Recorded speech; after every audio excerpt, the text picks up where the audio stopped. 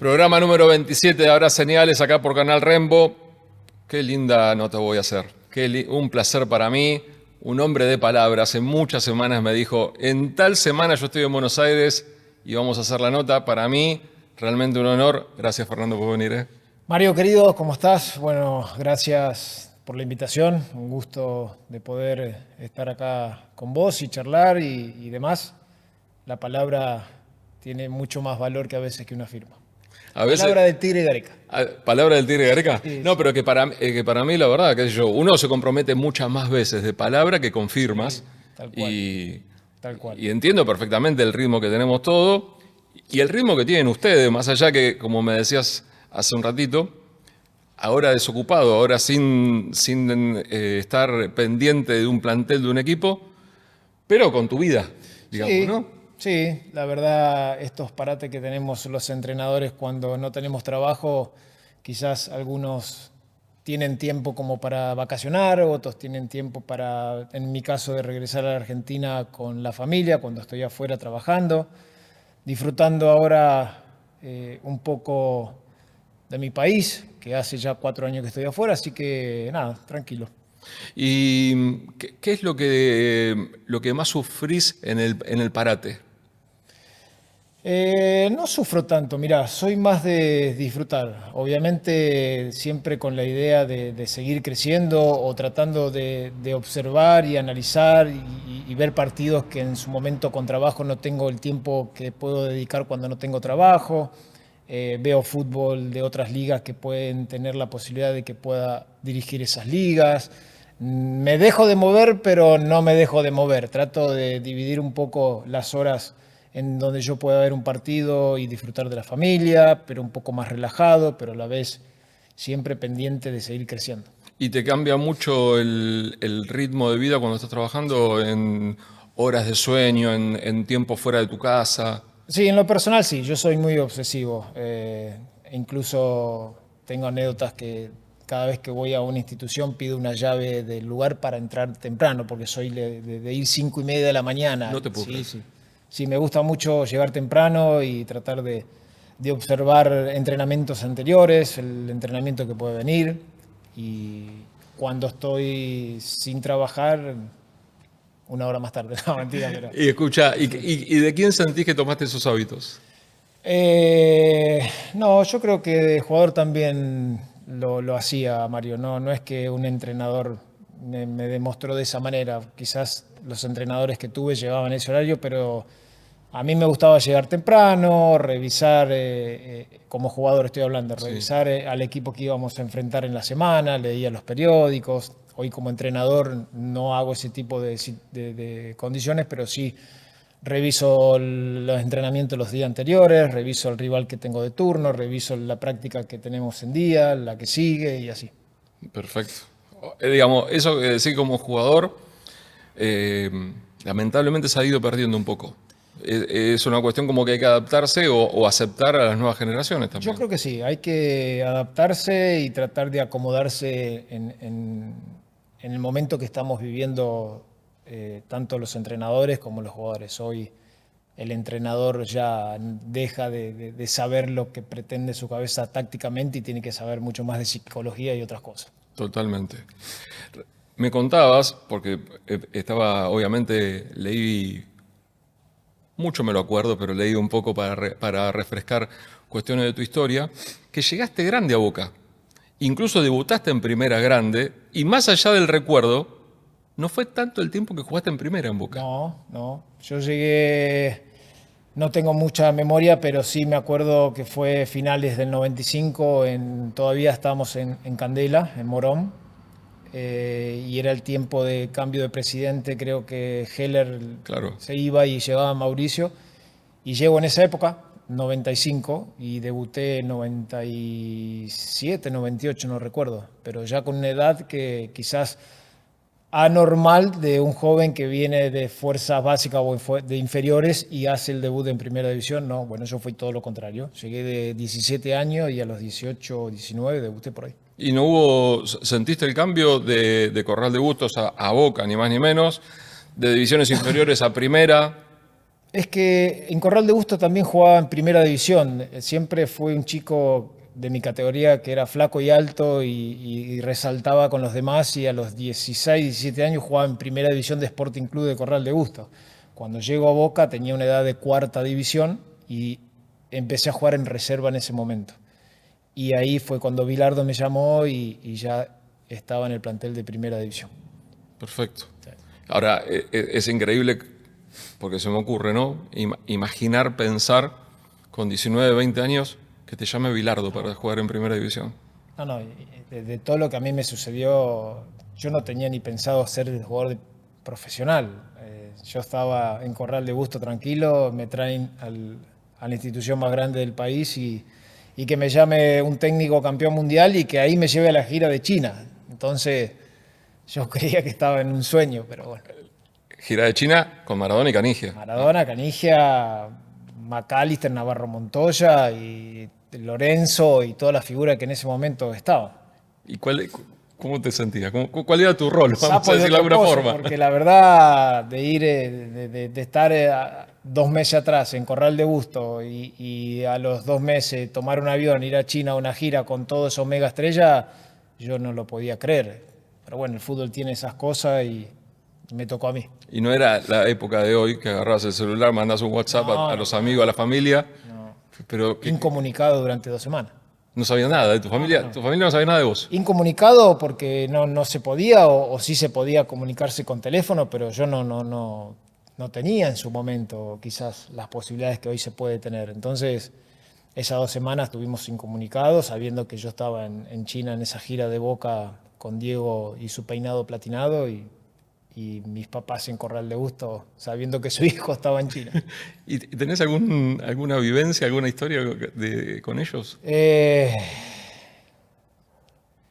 Bueno, hoy yo la memoria no la tengo mucho, pero Pero seguramente. eso no es memoria, eso es recuerdo emotivo, ¿eh? Me acuerdo de entrenamientos de Carlos, donde creo que le he contado también un montón de veces, donde no te dejaba estar quieto fuera del campo de juego. Siempre teníamos que estar preparados como defensor en el que en algún momento teníamos que cortar y no estábamos trabajando, estábamos afuera.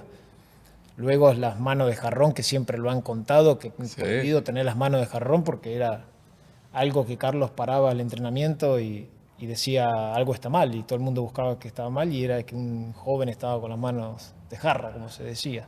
Esas cosas sí han pasado. Sí, y aparte, digamos, si lo hacía con los consagrados, me imagino con los más chicos. Después también, ahora me viene a la mente, cuando Diego venía, se paraba el entrenamiento, hacíamos lo que Diego quería hacer en Ezeiza y estar desde las 7 de la mañana, yo que vivía en pensión, hasta las 4 de la tarde, hasta que Carlos decía, ya está, váyanse chicos. Así decía. Pibe, pibe. Pibe, Pibe. pibe, claro que sí, Todavía me acuerdo. claro que sí. ¿Por qué, Tano, se hace tan difícil para un chico de las inferiores de Boca ganarse un lugar en el primer equipo? Incluso hoy.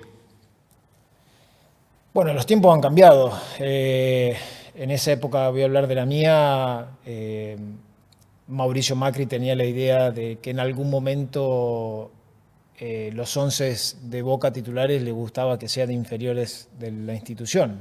Contrata a Jorge Grifa, que en paz descanse. Y Jorge trae una camada muy importante, no solamente de mi categoría, sino de jóvenes también de categorías menores y logra sacar muchísimos jugadores de fútbol. Hoy en día, sinceramente, no estoy tan informado como para decirte por qué un jugador joven no está llegando en primera división, pero supongo que tendría que rever porque son el capital de cada equipo.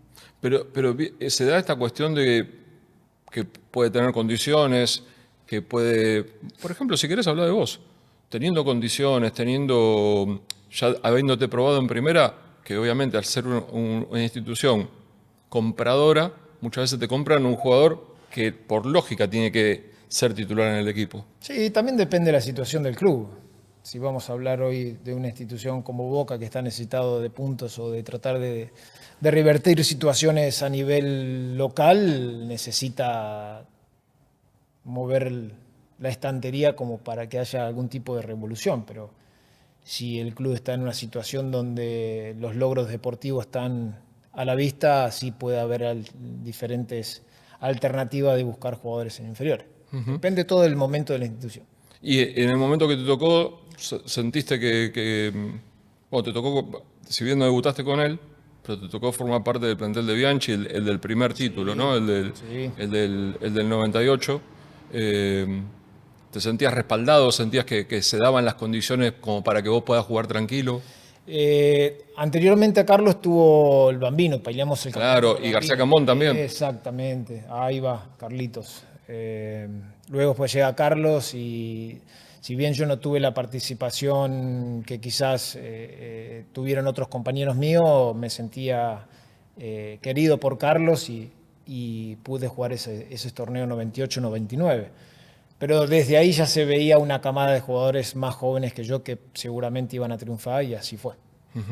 Y sentías que ese Boca iba a ser lo que, lo que terminó siendo. Sí, se veía porque cuando Carlos Beira hace el torneo que pelea el campeonato, luego viene Carlos y Bianchi y sale campeón y de ahí en más creo que fueron 4 o 5 años consecutivos donde Boca es equipo de época. Sí, sí, sí. Marcado también en la competencia internacional. Sí, ¿no? en todos lados, Mario, en todos lados. Bueno, todos sabemos que ha conseguido muchísimas cosas importantes Carlos en Boca. Como dijiste vos, de época, es un equipo, un plantel que ha marcado la historia del club, que para muchos es el momento de mayor gloria. Y que hoy como entrenador, ¿qué le destacás a Bianchi como entrenador? Yo a Carlos, si bien en esa época era muy joven y todavía no tenía un futuro como para decir que iba a ser entrenador, siempre destaqué la sencillez que tenía Carlos en ese momento, de venir de ganar muchas cosas importantes con Vélez, de venir de la Roma y tener esa sencillez que se acercaba al jugador y tenía una charla común, no solamente el que jugaba de titular, sino el suplente y el joven que subía de inferiores. Esa sencillez siempre la tuvo, no la pierde hasta el día de hoy y era algo a destacar. Quizás a mí como joven me llamaba mucho la atención, pero luego su función dentro del equipo era fundamental. Manejando, eran figuras, obviamente con el paso del tiempo y con los logros se transformaron en leyendas, pero manejando un plantel con jugadores, cuando vos repasás los nombres, es increíble ese equipo. Sí, sí. Es increíble ese Pero equipo. además no venían logrando nada. Cuando logran y empiezan a salir campeón de copas internacionales, ya eran figuras de selección también. Entonces, Carlos tenía esa virtud también de saber llevarlo y que no pierdan la ambición y que no pierdan las ganas de seguir ganando y el resultado de la vista. ¿Te pasa a veces, no solamente como entrenador, sino como futbolero, de decir, es increíble cómo se tienen que alinear tantos planetas para que coincidan en un mismo equipo? Córdoba, arquero sensacional, Huertel Samuel, Patrón Bermúdez, jugador de selección, Había mucho. Ibarra, y ya de mitad de cancha para arriba, bueno, ¿qué querés que te diga? Con los tres, digamos, ¿no? Sí, había mucha gente, muy buena gente y buenos jugadores.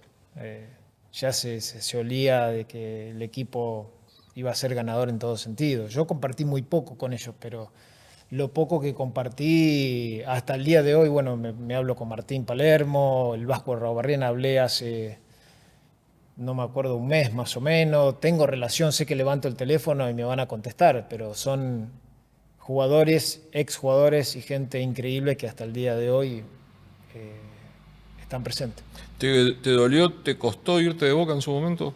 Era joven, Mario, yo. Era joven, quería jugar.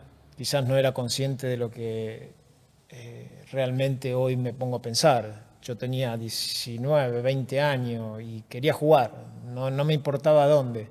Y como quizás no tenía la posibilidad de estar en Boca porque venía ganando y es algo lógico que el entrenador siga con esa idea de otros jugadores, opté por irme.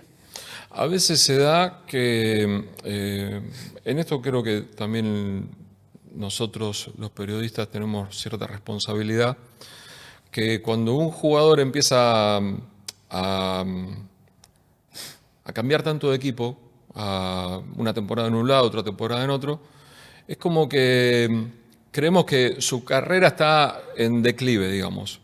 A vos te pasó, te fuiste a España, volviste, ayúdame con el orden, es Unión y después Banfield, ¿no? Me fui a España, a Mallorca, regreso a San Lorenzo con A Oscar San Lorenzo, es Ruggeri, verdad. estuve un año, luego existe la posibilidad de comprar el pase, Miele no hace la opción, me voy a Unión de Santa Fe con Eri Pumpido, ahí estoy 2 años y medio, desciendo con Unión, me voy a Banfield con Julito Falcioni, estoy un año ahí, y ahí tengo una anécdota muy buena.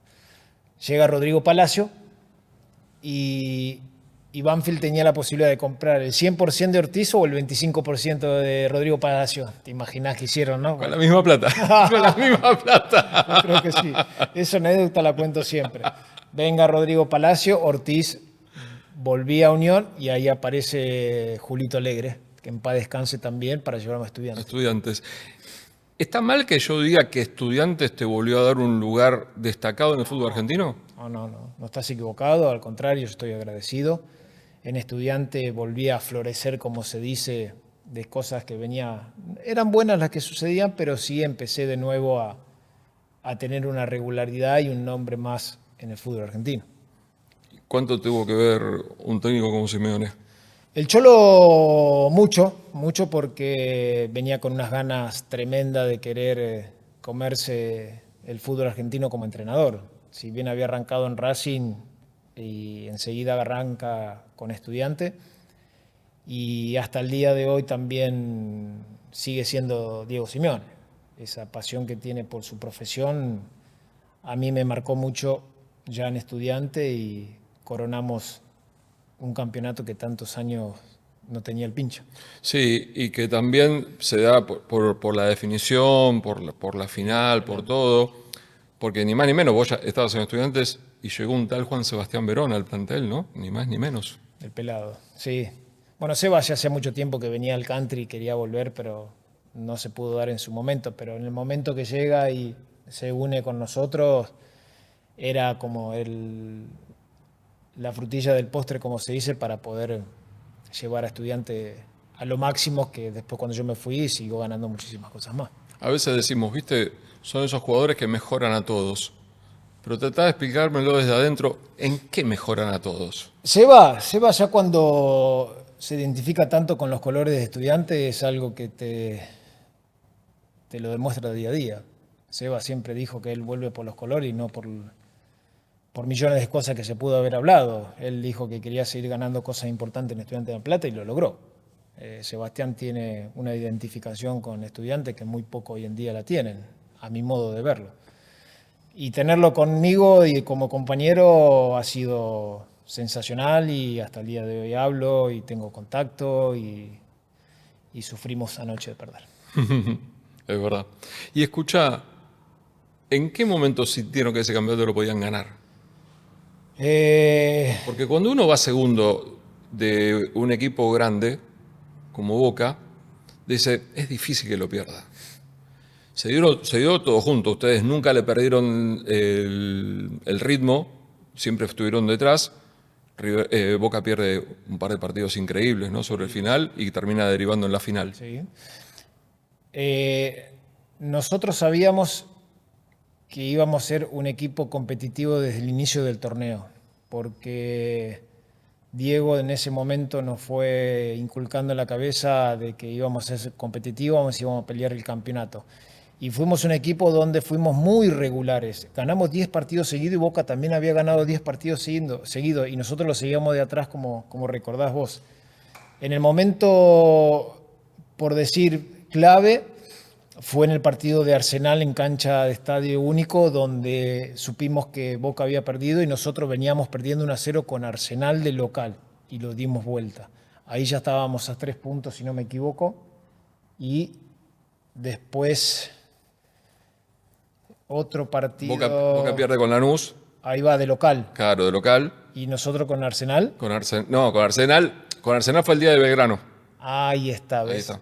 No, miento. Primero Lanús, después Belgrano. Ahí está. Ahí va. Primero Lanús, después Y Belgrano. cuando se origina la gran final, ahí quizás nosotros nos dimos cuenta que estábamos para campeón. Claro. No porque el resultado con el diario Lunes sabíamos, sabíamos que estábamos con mucha hambre de querer coronarnos.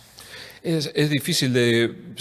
He hablado con tantos de ustedes, los escucho, a mí me gusta tanto preguntarles, que es difícil de transmitir cuándo sentís que podés ser campeón, porque lo sentís, pero no sabés explicar por qué.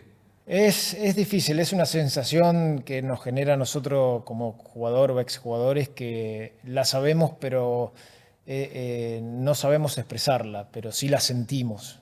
Y cuando ese sentimiento está dentro de nosotros, cada jugada, cada balón, cada momento que se disputa algo es a favor de que dale que vas a ser campeón.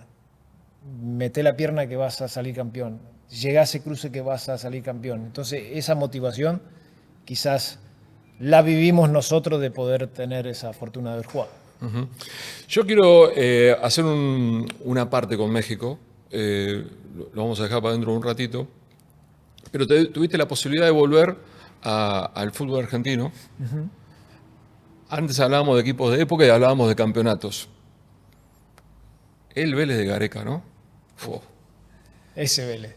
Ese Vélez, porque aparte hay una cuestión que es el que llegaba inmediatamente se transformaba en un jugador importante. Viste que muchas veces lleva su tiempo ensamblar al nuevo, digamos. Y ustedes no bajaban el ritmo futbolístico, fueron campeones, fueron en ese momento el mejor equipo del país, indudablemente. Pero el que llegaba como refuerzo se terminaba transformando en una figura también. Sí, bueno, yo voy a decir, siempre cuando hablamos de ese Vélez que yo estuve 2010-2011, venía del Vélez 2009 que sale campeón también. Claro. Y cuando yo me voy 2012 también sale campeón. Entonces yo digo que fueron 4 años exitosos de Vélez de esa etapa. Yo tuve los 2 del medio.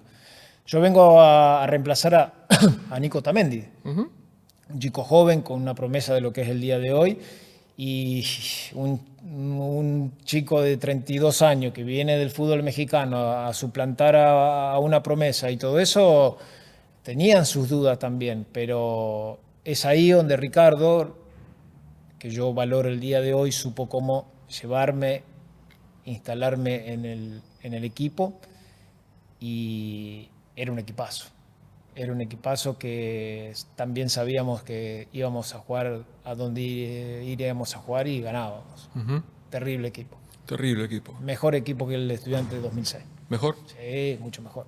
Sí, mucha más calidad. Mira vos. El Estudiante del 2006 agarra, huevo, empuje. Este jugaba. Este jugaba bien. En mitad de cancha para adelante teníamos jugadores del Burrito, Maxi Morales, Augusto Fernández, el Tanque Silva, teníamos gente que jugaba. En Estudiante vamos todo con Calderón y vamos todo con el Tanque Silva, con el Tanque Pavone, pero 2 equipos merecidamente campeones. ¿Disfrutás del equipo que juega bien siendo vos marcador central, incluso sabiendo que corres más riesgos? Sí, toda la vida, e incluso como técnico también, me gusta que el equipo juegue. Prefiero que de mitad hacia adelante el equipo intente de la manera que yo tengo de jugar, pero que los centrales siempre se arreglen. ¿Y por qué tomás la decisión o por qué se te da la posibilidad de ir a Racing? Porque yo tenía 2 años de contrato y Vélez esperó hasta el último momento para poder negociarlo y yo siempre le dije que me quería quedar, incluso a Ricardo, y en ese momento no recuerdo quién era el presidente. Pero bueno, no importa. Y ellos esperaron hasta el último momento, que es algo normal, un jugador de 34 años, yo quería 2 años, ellos querían 1, bueno. Y viene Racing y me ofrece 2 años de contrato. Bueno, yo estaba más por los años y no por lo económico, y decido irme a Racing. Así fue, eso fue la verdad. ¿Y tenías ya en mente que iba a ser el último capítulo? No. Vuelvo ahí a Racing con Mostaza, mi gran amigo Mostaza. Uh-huh. Racing no venía bien, yo me voy igual, bueno, ahí estoy con Mostaza, después viene Carlitos Isquia, que también lo conocía, después, no, miento, primero sube el día, Luisito sube el día, ahí va, Luisito, Mostaza, Carlitos Isquia. Iba de menor a mayor también el equipo, están todos estos chicos promesa que salieron de Racing y se veía un equipo competitivo. Y en el momento que llega o iba a llegar Diego Coca, yo hablo con Víctor Blanco y le digo, bueno, Víctor, si realmente vos me querés que me quede, yo quiero quedarme un año más, firmemos un año más, con la idea de seguir creciendo y que yo ya tenía pensado ser entrenador. Palabras se las digo a Víctor. Cuando Diego Coca escucha que Fernando Ortiz quiere ser técnico, dijo, quiere jugar y darle técnico. No, es algo lógico que puede llegar a pasar. Dijo, no, agradezco a Fernando Ortiz, traigo a otro jugador, que es normal, pero nunca me lo dijo. ¿Te pasaría a vos? Sí, obviamente. ¿También? Sí, no, pero charlaría. No es que lo dejaría pasar, lo charlaría. Sentaría al jugador y le diría, bueno, mira, ¿cuáles son tus intenciones? Yo tengo esta idea para vos. ¿Qué idea tenés vos? Confío en su palabra, confío en la palabra del jugador. Pasa que a mí se me ocurre que si vos tenés un plantel de 25 o 30 tipos, la potencialidad de que de la gran mayoría quiera ser técnico es muy alta. Sí, sí, pero ahí está la palabra de la persona. Yo creo mucho en la palabra de la persona. Si después traiciona su palabra, no es siempre bueno hablar de esa persona. No entiendo. Entre los chicos que vos dijiste que se mostraban como promesa, muchos muy destacados, pero hay uno campeón del mundo. Sí, sí. El que menos pensaba que yo que iba a llegar, ¿eh? Eso te quería preguntar. Yo siempre te cuento lo mismo. Estaba Bruno Zuculini, estaba Luciano Vieto, estaba Valentín Viola, estaba Centurión, estaba Fariña. Fariña y Rodri. Si en esa época vos me decías quién iba a llegar, iba a ser regular y podía estar en Europa, y yo te podía decir Luciano Vieto, que lo hizo, te podía decir Bruno Zuculini, que también lo hizo, Fariña, muy buen jugador, pero igual que Richard, ¿no? Vos lo veías que sus condiciones eran ilimitadas, pero sus condiciones de acá eran limitadas. Limitadas. Valentín Viola había ido a Europa y había regresado, pero tenía condiciones. Y Rodrigo podría llegar a primera división en esa época. Hoy es equivocado en un solo jugador, que es Rodrigo. Rodrigo ha crecido, un jugador extraordinario que para mí explota en el Udinese. Y que se fue transformando en un jugador más, Polifuncional. más de equipo, ¿no? Sí, sí. Bueno, yo hasta el día de hoy tengo diálogos con él y se dedica más a hablar ahora que jugar, pero juega también. Pero buenas personas todos esos chicos, todas. Excelentes jugadores y personas también. Te dije lo de México. Primero, quiero que me cuentes cuando llegaste como futbolista. Primero, si vas tenías en mente que podía llegar a ser una liga de primer nivel, muy competitiva, o lo descubriste allá. No sabía. Yo, como te dije, siempre tengo la inquietud de saber dónde voy, contra quién juego o diversas cosas que soy inquieto yo. Yo cuando existe la posibilidad de Santo Laguna, que yo salía campeón de estudiante, sabía dónde llegaba, sabía dónde iba y no era tan decir popular la liga. Sí eras conocida, pero por diferentes clubes denominados grandes, pero no era una liga que todo el mundo tenía ganas de ir. Cuando yo llego a Santo Laguna era un equipo que peleaba el descenso, incluso peleamos el descenso, estuvimos muy cerca de descender, pero sí se había armado la idea de contratar gente interesante, importantes líderes para un proyecto A, e incluso se logró. Peleamos el descenso y al año salimos campeón en Santo Laguna. Después pasó a la América y después a Tigre y hago como 4 años, 5 años en México que realmente fueron muy buenas y después regreso por acá.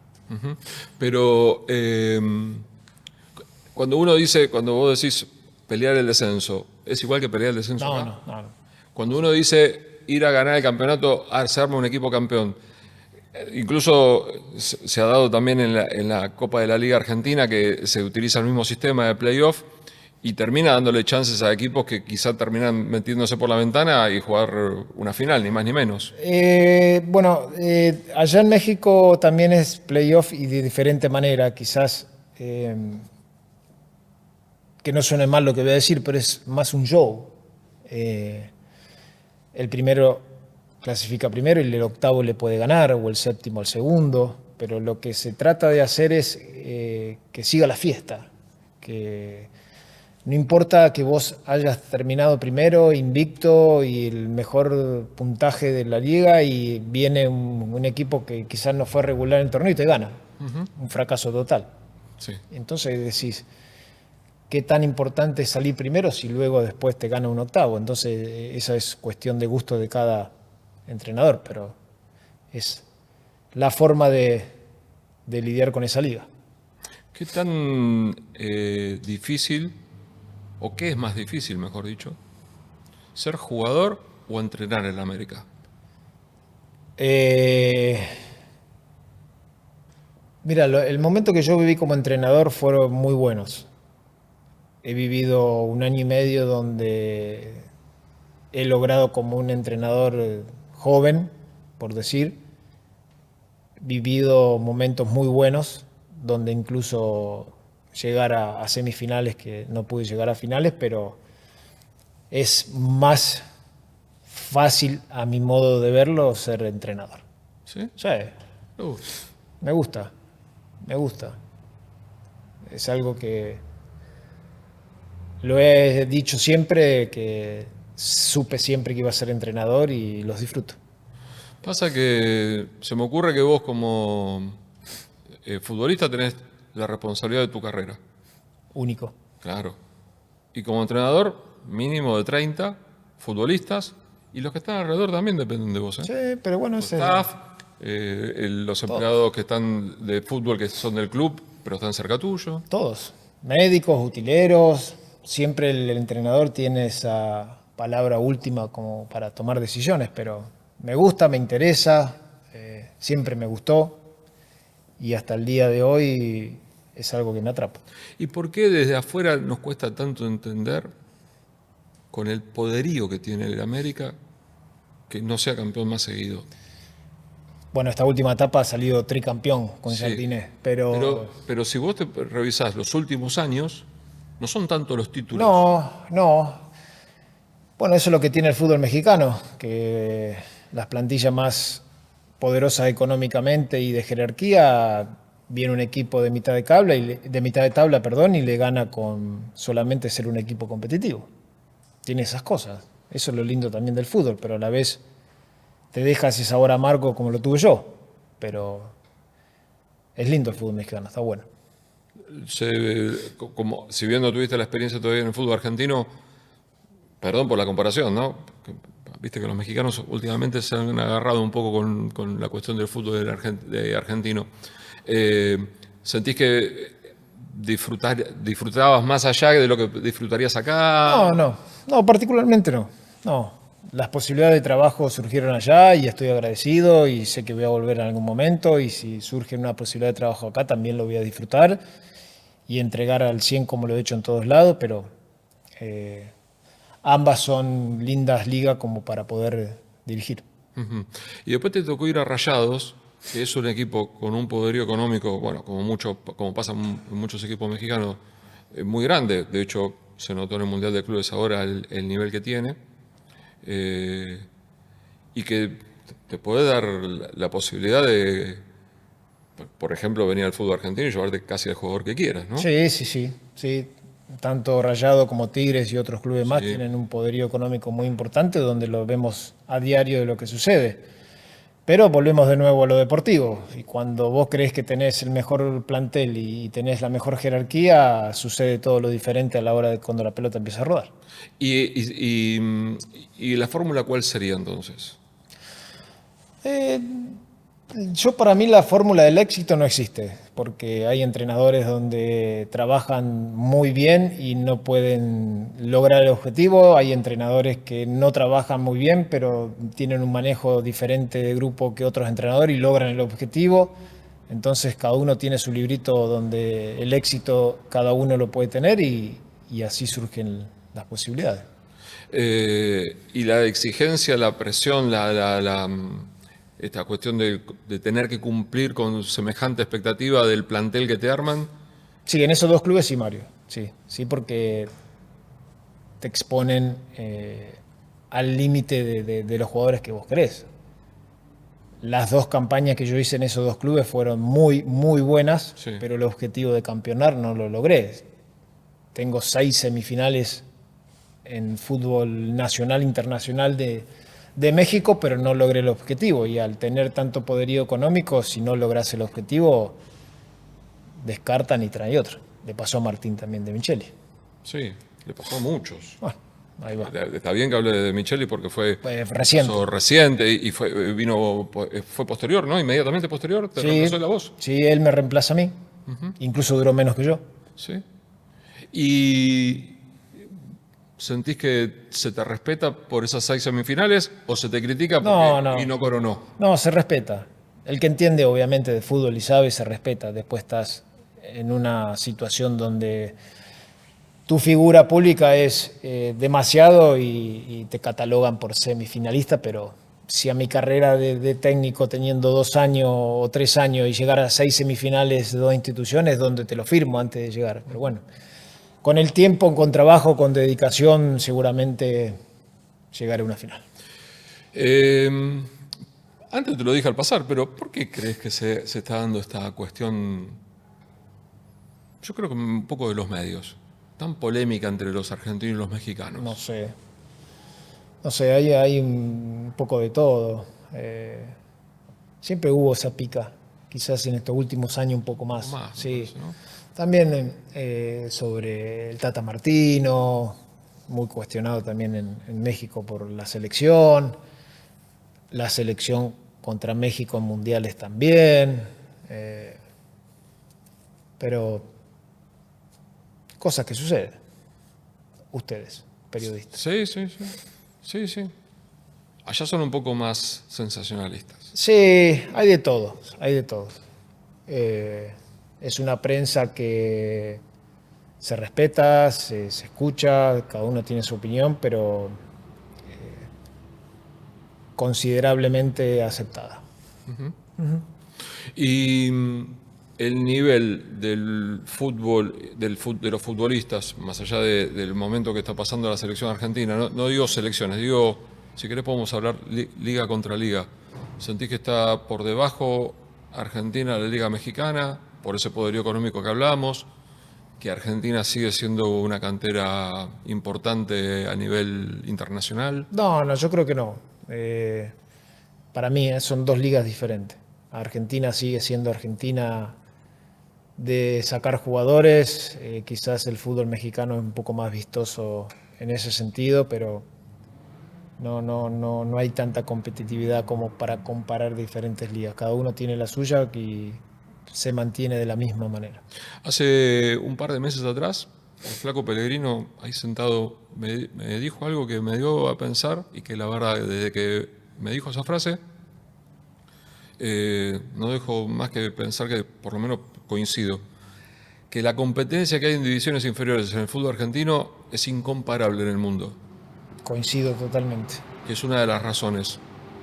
Coincido totalmente sin estar tan informado como puede estar el flaco en Lanús. No, yo hoy no estoy tan informado, pero la competitividad que existe en nuestro fútbol argentino, yo puedo decir que no la he encontrado en otros países, ni en Paraguay que trabajé, ni en México que estoy ahora. Esa es algo que se identifica mucho en nuestro fútbol. ¿Y qué te da esa competencia? El hambre de ganar, el hambre de querer llegar a primera división, sabiendo que tenés competencia en tu puesto a diario y eso te lleva a que tu mentalidad a la hora de ser fuerte sea inquebrantable a la hora de tomar decisiones. No hay tanta calidad en México como para decir tengo 3 competencias para llegar en primera división. No, acá sí la tenés en Argentina. Si no sos fuerte, no vas a llegar. Y hay un dato que escuchaba hace un par de semanas con el tema de la Copa Oro, que México no tiene tantos futbolistas de selección en el exterior. ¿Atenta eso contra el nivel de la selección? No, yo no pienso de esa manera. No sé quién lo pudo haber dicho, pero México a nivel jugadores siempre no tuvo tantos jugadores en el exterior. De los que se me vienen a la cabeza serán 5 o 6, más no. Y a lo largo de los años también no fue una selección que ha tenido muchísimos jugadores en el exterior. Siempre fueron más nacionales. No creo que sea algo que importe a la hora de jugar partidos de selecciones. Yo lo veo de esa manera. Sí, sí. Porque conozco el fútbol mexicano y hay muy buenos jugadores en la Liga Nacional también. Lo entiendo perfectamente. ¿Qué valoración tenés de la selección argentina hoy? Buenísima. Hoy ¿Qué es le destacás? todo. Hoy la selección pasa por un momento único de época. Lo que han logrado estos chicos y el técnico ha sido magnífico para nuestro fútbol, magnífico para nuestro país. Y hay que aprovecharlo porque un día se acaba. Y hay que saber que hoy somos representados por unos jóvenes que a nivel mundial estamos muy bien. Es difícil esas transiciones, esas reformas que hay que hacer por lógica, por niveles futbolísticos, por cuestiones de edad. Sí, sí, totalmente. Si vamos para atrás, Messi también estuvo en los mundiales anteriores con excelentes jugadores y no pudimos lograr la ansiada copa. Cuando llega Scaloni encuentra algo que entrenadores anteriores no supieron leer y hubo modificaciones de jugadores muy escasas y pudo lograr esa ansiada copa que todos queríamos. Pero los procesos con el mejor jugador del mundo lo tuvimos y no pegábamos en la tecla indicada. ¿Podés aclarar, ya que lo decís? No tenés nada contra Leo, ¿no? No, por favor. ¿Qué te pasó? No. ¿Qué pasó? Pero en su momento, cuando pasa todo esto, nosotros estábamos por jugar la League Cup. Sí. Y Leonel llegaba a Inter de Miami. Y todos sabemos lo que es Leo a nivel mundial.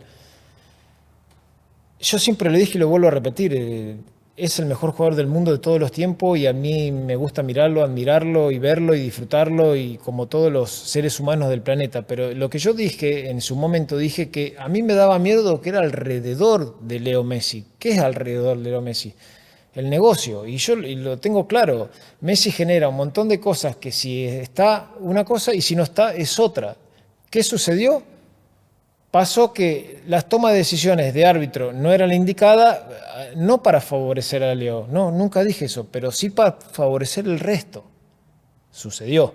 No es que yo abrí un paraguas y cuando yo fui a jugar al League Cup, sucedió.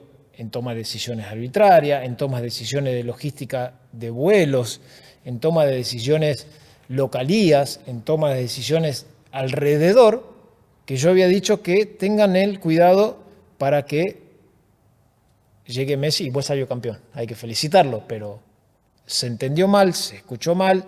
Yo jamás tengo nada en contra de Messi. Amo a Messi, es el mejor jugador del mundo, me dio la Copa del Mundo como argentino que soy, pero se movió de una manera diferente. Aceptable, pero bueno. ¿Pudiste aclararlo con él? No porque, a ver, en ese momento, cuando le ganamos en la League Cup, él estaba muy enojado porque fue así y yo ponerme a explicar algo en ese momento no daba la situación, porque no daba. Pero yo estoy tranquilo con lo que dije, estoy tranquilo que lo que dije fue alrededor de lo que genera Messi en el negocio, pero si en algún momento se da, me va a escuchar y si en algún momento puede ser que allegados le puedan decir, no tengo ningún tipo de problema, al contrario, soy argentino, quiero a mi país y soy feliz siendo campeón del mundo. Entendido. Tano, ¿quién fue el mejor compañero que tuviste a lo largo de tu carrera? El que más te deslumbraba. Deportivamente, bueno, yo estuve al lado de Diego Maradona también. Era joven, pero sí compartí plantel con él y haber estado con él creo que fue el compañero que yo mayor virtud vi dentro de un campo de juego. Si bien no lo disfruté tanto, pero lo vi. Después compañeros o amigos del fútbol sí me ha dejado mucho. Seba Domínguez, Emiliano Papa, Barovero y puedo nombrar millones más. Creo que esos compañeros que el día de hoy seguimos hablando y nos juntamos. Perfecto, clarísimo. ¿Tenés opinión formada? Porque a veces me lo pongo a pensar y no es tan contundente para mí. ¿Quién es el mejor jugador mexicano de la historia? Para mí, Rafael Márquez. Rafa Márquez. No tengo duda. Por encima de Hugo Sánchez. Si bien a Hugo, obviamente, no lo vi jugar, pero sí he visto video. Me gusta el estilo que tenía Hugo, pero Rafa creo que era de mi puesto y a mí me gustaba jugar. Es una opinión mía. Por lo hecho en Europa, por lo hecho en la selección. En todos, en todos. Yo creo que era un jugador que marcó algo muy importante al nivel jugador mexicano. E incluso es una excelente persona.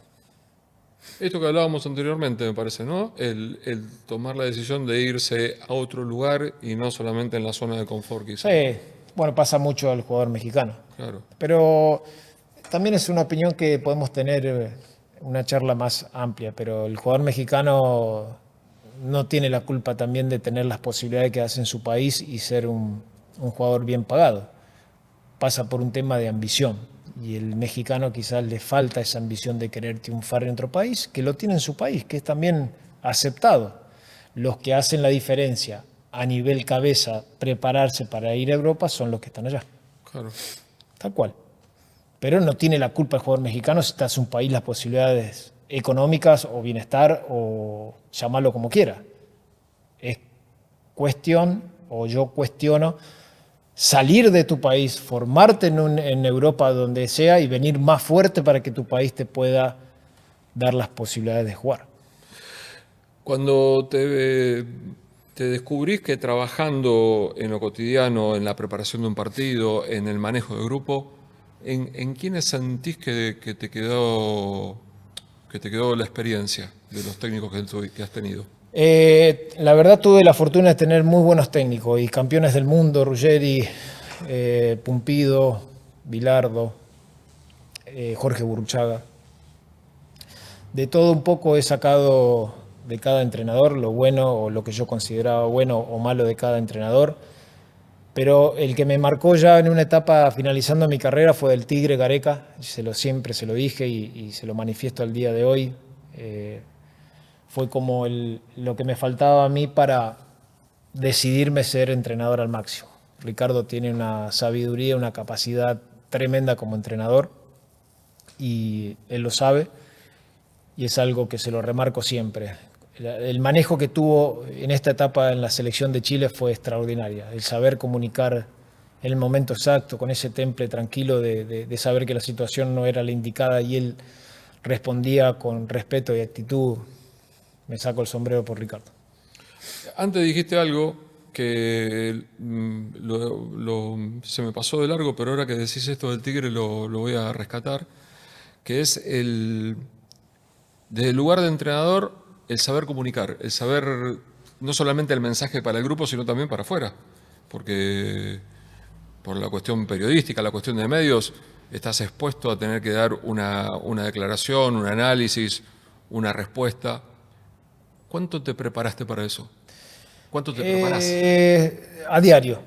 La verdad es algo que los entrenadores quizás no lo tenemos tanto presente, pero la información o la persona pública que nosotros somos al transmitir quizás un análisis de fútbol o tratar de tener un intercambio con un periodista que quizás no tengamos las mismas opiniones de lo que vimos o lo que él ve, es tratar de ser congruente y sencillo, simple. No entrar en una situación que quizás se desborde en situaciones muy complicadas o en situaciones muy buenas donde todo está bien, pero sabes que debajo de la alfombra hay algo siempre que está sucio. Entonces, tener ese equilibrio, yo particularmente tuve 2 coaching en México muy importantes donde la verdad es algo que recomiendo. ¿Qué te modificó? ¿Qué fue lo que sentiste que...? Y yo era, bueno, soy, no voy a decir que era, pero sí soy una persona de mucho temperamento, muy calentón, en tomas de decisiones impulsivas rápido, pero a la hora de saber comunicarme, tomo ese respiro, tomo esa pausa y vuelvo a replantearle lo que quiero decir y me lo dio esa experiencia con estos coaching. Es algo muy bueno que te da la posibilidad de expresarte de buena manera y luego puertas adentro ser la persona esa. Entiendo. Sí, es bravo. Sí, claro que sí. No, es lo que decíamos anteriormente, tomás decisiones de un montón de gente. 100%. Tu decisión, tu forma, involucra un montón de gente. 100%. Lo último que te quiero preguntar, un poco lo que charlábamos fuera de cámara al comienzo, ustedes eligen poco, pocas veces eligen dónde y cuándo. Pero si se te da la posibilidad, ¿dónde y cuándo vas a volver a trabajar? Soy de la idea de tomar decisiones en conjunto con el cuerpo técnico, no soy de los entrenadores que dice, bueno, yo voy a trabajar acá porque me gusta, no. Considero que somos un equipo de trabajo y me gusta consultar. Tenemos diferentes mercados con posibilidades de trabajar. Argentina es uno, Colombia es otro, Brasil es otro. Seguramente México volveré. Donde todos estemos con la felicidad de hacer lo que nos gusta y lo que nos apasiona, donde se abra el mercado y resulte algo interesante, ahí estaremos. Quizás se te da acá, ¿eh? Sí, ¿por qué no? Sí.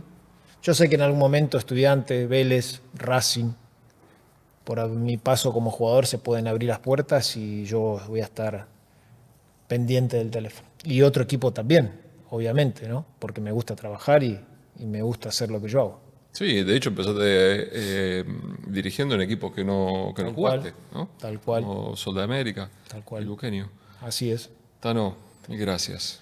Gracias por tu palabra, gracias por la charla. De Para nada, mí un Mario. placer realmente. De nada. Acá estoy, te dije que venía. A veces trato de contestar rápido, pero no contesto rápido los mensajes, pero es un placer estar acá, charlar de fútbol y agradecido de mi parte. Muchas gracias. De nada, Marito.